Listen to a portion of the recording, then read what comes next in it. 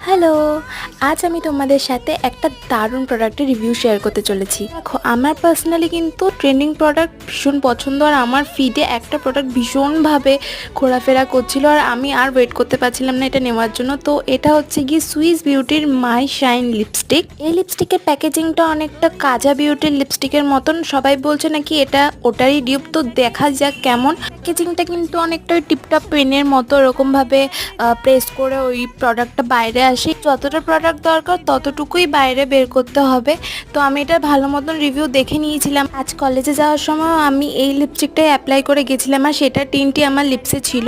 তো দেখতেই পাচ্ছ কি সুন্দরভাবে এটা গ্লাইড হচ্ছে, আর এই লিপস্টিকের শাইনের জন্য কিন্তু এই লিপস্টিকটা এতটা ভাইরাল হয়েছে। তো দেখতেই পাচ্ছ খুব কম ট্রান্সফার হয়, বাট এটা স্টেন কিন্তু থেকেই যায়। তো আমার কিন্তু এই প্রোডাক্টটা ভীষণ ভালো লেগেছে।